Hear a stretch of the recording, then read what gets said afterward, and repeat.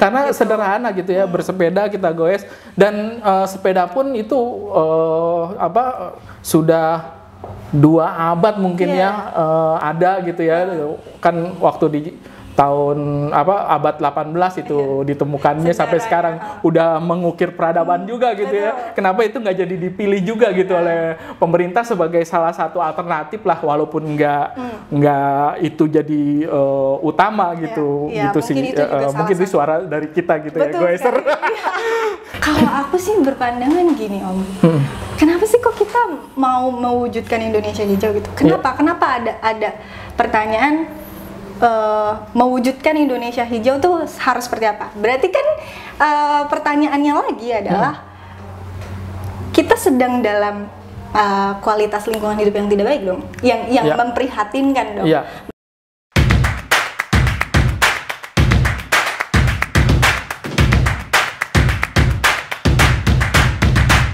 Ya, berkaitan dengan sampah plastik tadi yang konsentrasinya nanti dari penyumbang juga dari bisnis retail ya, bisnis retail salah satu misalkan minimarket atau apa gitu. Menarik bagi saya itu ada beberapa bulan kemarin ada rekan saya, dia ini aku sekalian. Silakan. Dia ada bisnis retail yang justru sangat konsen di zero plastik itu gitu loh. Jadi dia menjual kebutuhan sehari-hari tidak menggunakan plastik. Jadi sesuai dengan kebutuhan ya. Itu namanya Saruga ya. Dari apa tuh bahannya? Dia kebutuhan sehari-hari nih. Misalkan dia jual beras ya. Jual beras itu sesuai dengan kebutuhan, kita mau butuhnya berapa dan kita bawa tempatnya gitu. Gitu. Kayak gitu. Jadi pakai wadahnya. Kita siapkan sendiri gitu loh. Sehingga plastik nggak ada, terus kemudian meminimalisir lah sampah gitu. Misalkan minyak goreng gitu ya, yang kita butuhkan berapa gitu. Minyaknya ada mereknya gitu, cuman dijualnya juga jadi kita harus bawa wadahnya. Betul, jadi tidak dengan kemasan yang akhirnya menimbulkan sampah seperti itu. Iya, aku setuju sama itu. Cuman pertanyaan kemudian adalah apakah ini efektif? Gitu kan. Nah, makanya ujung-ujungnya ya kembali lagi kita harus ada inovasi gitu. Nah, mengenai kita harus misalkan bawa wadah sendiri dari rumah. Tetapi ini kan tidak menjawab persoalan yang tadi nih Om. Gimana kalau misalkan kita jual beli online terus sampah plastiknya ini numpuk gitu. Sedangkan untuk kemasannya sendiri kan nggak bisa pakai kertas Om. Robek, basah, ya kan nanti kurir datang, loh kok basah gitu, jadi barangnya hancur dan lain. Nah artinya ini kan sebuah urgensi juga ya, dimana kita sebetulnya sadar bahwa plastik itu membantu kita dalam kehidupan sehari-harinya. Nah makanya dari urgensi ini haruslah ada inovasi-inovasi dari industri terkait, misalkan industri khususnya tentang plastik itu ya. Khususnya tentang plastik yang mudah didaur ulang atau seperti apa? Nah iya, kalau sekarang sih yang saya temui ada bioplastik Om. Bioplastik. Iya bioplastik itu mungkin Om udah pernah dengar juga ya bioplastik. Iya gitu, jadi itu dari pati singkong gitu dengan menggunakan teknologi sedemikian rupa hingga akhirnya outputnya itu zero plastik lah, karena dari singkong dan bisa mudah terurai segala macam. Gitu. Ini kan inovasi yang perlu terus menerus dan konsen terhadap lingkungan juga gitu ya. Dan ini aturannya tentunya sangat harus diperhatikan oleh pemerintah ya, karena pemerintah lah yang membuat aturan dan menjaga itu gitu. Karena pemerintah ini sebagai pemangku kebijakan. Betul, iya. Selain pemangku kebijakan juga seharusnya pemerintah yang bisa nalar untuk oke ini udah urgensi nih, oke dibuat kebijakan ini supaya semakin, yang tadi saya kasih contoh misalkan, sebelum kalian jual produk kalian, apa nih program apa yang kalian bisa kontribusiin ke lingkungan gitu, sebelum saya kasih izin kalian untuk jual produk kalian. Jadi gitu. ada barternya terhadap lingkungan ya. Iya betul. Oke, setuju tuh. Terus kegiatan Indonesia Hijau ini tentunya harus berkelanjutan ya, antara masyarakat terus kemudian pemerintahan gitu, itu harus berkelanjutan. Ini sudah terjadi atau seperti apa nih yang Fatin lihat nih? Ya. Mengenai kerja kolektif tadi harus berkelanjutan ya, setuju saya, karena gini, itu kan berkesinambungan juga mengenai multi stakeholder tadi yang saya sebutkan ya. Ada lapisan masyarakat, kalangan masyarakat, kemudian pemerintahan, baik itu pusat atau daerah, bisnismen juga, dari kalangan bisnis juga, industri dan perusahaan gitu. Nah, multi stakeholder ini menurut aku saling berkesinambungan dan mempunyai peranannya masing-masing, porsinya masing-masing gitu ya, serta fungsinya masing-masing, yang mana ketika bekerja secara kolektif akan menyebabkan dampak yang struktural gitu. Nah, once ada lack dari peranan atau fungsi yang peranan itu gitu, ini kan akan berdampak struktural, betul gitu, dan harus makanya berkesinambungan, kerja kolektif ini dijaga dan dipelihara, gitu. Kalau Kak Wali ngambilnya di sisi mananya nih, dari kolektif atau kalau itu kolektif atau yang berkelanjutan tadi tentang kita mewujudkan Indonesia hijau ini? Kak Wali sendiri sebetulnya sudah membangun gerakan kolektif ini, Om.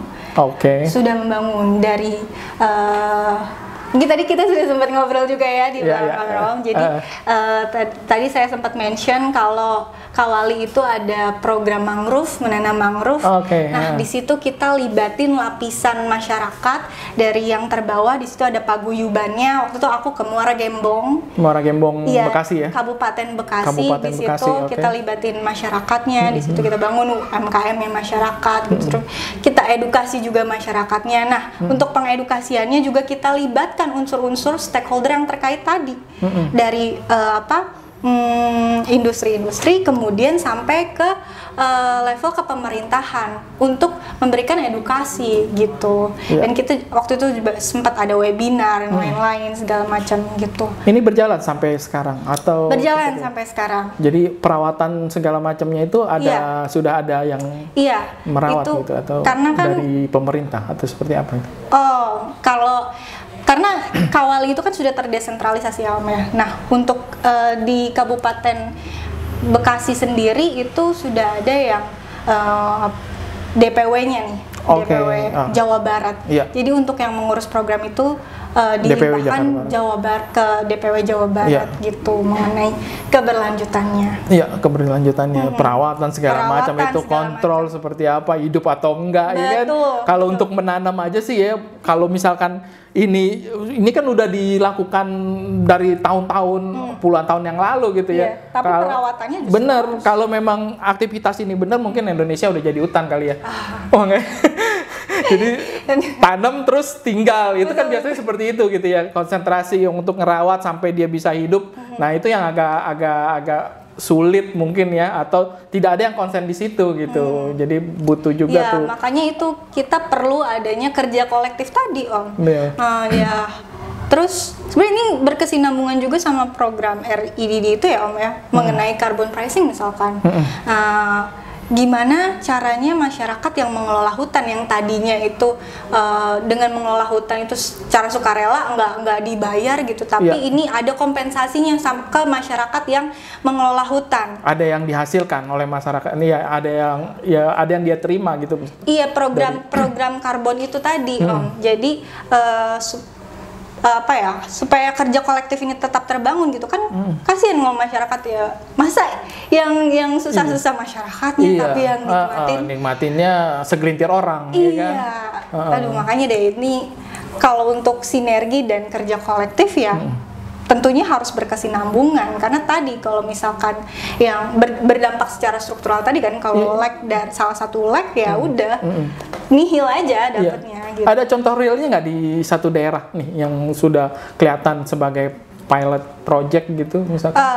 Ya kalau dari Kak Wali sendiri tadi yang aku bilang ya, Om ya, di Kabupaten Bekasi itu. Nah, kemudian nantinya juga akan kita ngebangun Proklim juga Om. Oke. Ngebangun Proklim ya, program Kampung Iklim tadi. Nah ini nanti sih belum terlaksanakan. Ini belum ya program Kampung Iklim ini? Iya, cuman kita sudah rencanakan itu dan sudah dalam apa ya, pembahasan lah untuk bagaimana supaya berkelanjutan ke depannya gitu. Iya. Oke, sekarang ada berita yang lagi hit mungkin yang lagi hot atau ya lagi banyak dibicarakan ya tentang Bank BUMN BNI yang memberi pemodalan terhadap penambangan batu bara gitu di Indonesia. Kalau menurut Fatih ini bagaimana nih? Kalau kita mau coba tanggapi dengan bijak ya Om. Dengan bijak gitu. Sebenarnya kalau misalkan mau mendanai ya sebutlah energi fosil gitu ya. Sebetulnya kalau dibilang sah-sah aja ya sah-sah aja. Iya, gitu. Tapi kan dampak terhadap lingkungannya sangat besar gitu loh. Tapi itu dia, kita kan harus peka dengan kondisi dan fenomena yang ada saat ini gitu. Khususnya dengan persoalan krisis iklim nih yang saat ini kita betul-betul hadapi gitu. Bukan cuma gimmick loh krisis iklim ini, tapi betul udah di depan mata. Udah di depan mata. Dan kita juga udah terasa gitu kan. Nah, iya, salah satu dampak dari krisis iklim itu sendiri Om. Tadi kalau aku sempat mention di Muara Gembong itu tahu nggak Om? Di sana belum tahu saya. Iya gimana? Di Muara Gembong sana Om, banjir rob itu 3 kali sehari Om. Udah kayak minum obat. 3 hari sekali? 3 hari sekali. Wow. Udah kayak minum obat, jadi itu masyarakat nyerokin lagi, banjir lagi, nyerokin lagi, banjir lagi, kasihan kan. Sampai bahkan ada makam-makam di sana yang udah tergenang, bahkan ketika air laut pun lagi surut, itu udah tergenang.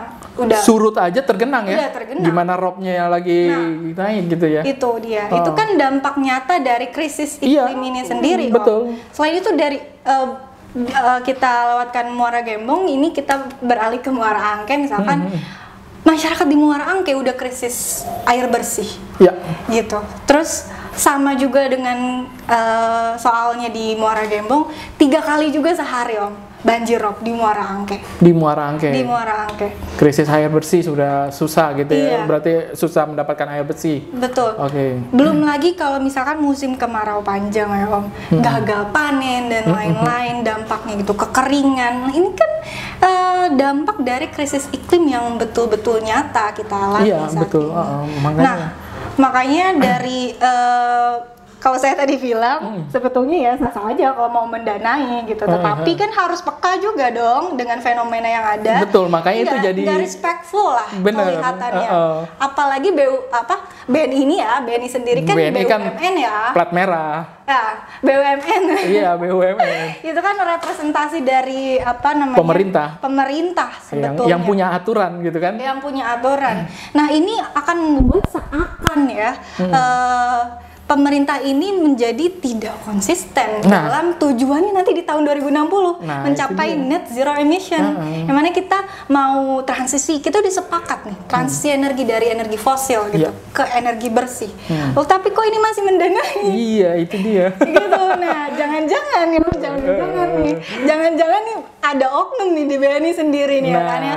Oknum-oknum bandel nih di pemerintahan yang akhirnya malah menghambat kinerja kepemerintahan yang selama ini image-nya sudah terbangun dari segala macam program yang dijalankan, kemudian kebijakan sektoral yang dikeluarkan gitu. Jadi menghambat gitu. Nah, oknum-oknum seperti ini yang harus dibasmi Om. Kalau aku bilang udah harus basmi sebetulnya. Berarti itu yang harus kita sentil terus gitu kali ya? Sentil terus lah. Kalau perlu cabut sekalian. Ini siapa nih? Nah, cocok nih kita ya. Oke. Nah, Kedai Pena kan punya kegiatan di tahun ini juga konsen terhadap konservasi ya. Seperti kegiatan yang kemarin di Ujung Kulon nih, bukunya yang kita kasih itu, bahwa di mana aktivitas kita pada saat itu kita bersepeda, terus kemudian kita menanam mangrove, ya, terus kemudian juga berinteraksi dengan masyarakat gitu. Jadi di tahun ini juga kita akan melakukan kegiatan yang sama di Baduy gitu. Kalau menurut Fatih gimana nih, ada masukan nggak nih ke kita? Iya, hampir sama sebetulnya dengan apa yang dijalani oleh Kawali saat ini kan. Om, basisnya di mangrove juga. Sebenarnya mangrove ini kan manfaatnya gila, Om. Iya, benar. Ya kan keren banget gitu loh. Dari akarnya bisa dimanfaatkan untuk ekosistem airnya gitu, tempat mereka bereproduksi. Membuat ekosistem baru gitu. Iya, membuat ekosistem baru. Kemudian dari buahnya, buah mangrove bisa jadi selai, kemudian bisa jadi keripik dan lain-lain gitu. Bahkan dari batang pohon kalau nggak salah ya waktu itu bisa dijadikan untuk pembuat batik, Om. Tinta batik. Aku baru tahu itu loh. Itu kan keren banyak banget. sekali manfaatnya berarti kan. Nah, itu kan manfaat yang bisa dibangun untuk UMKM lokalnya juga. Gitu. Benar-benar. Jadi pemberdayaan masyarakatnya pun ikut serta di dalam kegiatan itu gitu ya. Iya, betul. Jadi ikut terbangun lah, ikut sejahtera lah dengan adanya kawasan hutan mangrove ini gitu, UMKM lokalnya. Nah, tetapi di samping itu, Om, sebetulnya mangrove ini sendiri juga bisa loh jadi sebuah cara untuk kita beradaptasi dalam perubahan iklim ini, krisis iklim ini. Kenapa? Kalau yang aku tahu ya, waktu itu juga sempet bincang-bincang juga sama komunitas mangrove.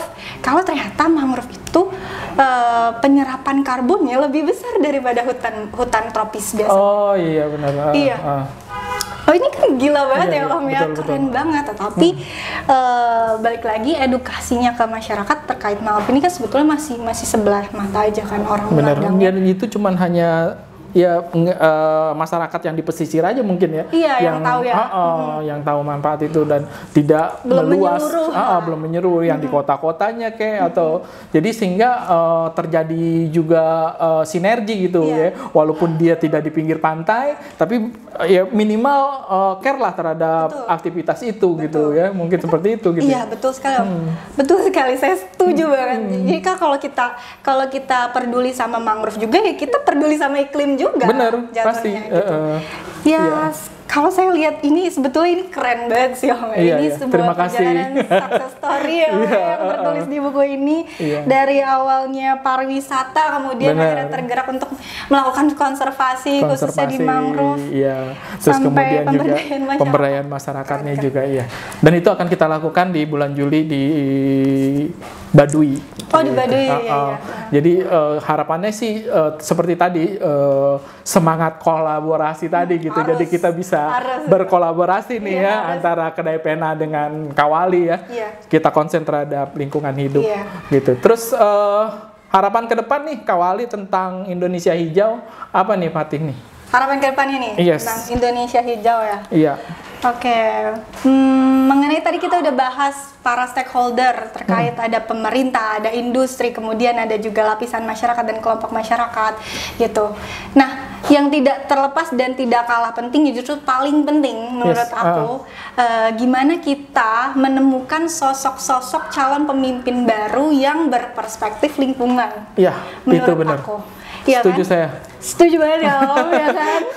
Kita dukung ya teman-teman ya. Kita dukung, kita harus dukung lah segala yang berkaitannya dengan pengelolaan lingkungan hidup ya. Kalau memang mau benar-benar membangun kualitas lingkungan hidup menjadi lebih baik lagi, ya kita harus dukung. Kalau memang itu yang terbaik, kita harus dukung gitu. Kita jangan salah-salahan. Jangan salah-salah. Dan seperti apa yang kita buat untuk bumi kita, untuk Indonesia hijau ini ya, apa yang kita lakukan gitu ya. Jangan kita main salah-salahan. Tanya ke kita bahwa kita sudah bersumbang apa untuk Indonesia bisa hijau gitu ya. Makanya itu tadi diperlukan kinerja sinergi untuk kerja kolektif tadi. Kemudian juga yang sangat amat penting menurut saya ini calon-calon pemimpin yang berperspektif lingkungan. Karena buat apa kalau misalkan sistemnya udah ada nih, tapi calon pemimpinnya nanti abai terhadap lingkungan. Loh, ya rusak-rusak juga akhirnya. Oke, setuju. Oke, terima kasih. Demikian bincang santai kita, diskusi kita dengan Fatih dari Kawali. Mudah-mudahan bermanfaat bagi kita bersama. Assalamualaikum warahmatullahi wabarakatuh.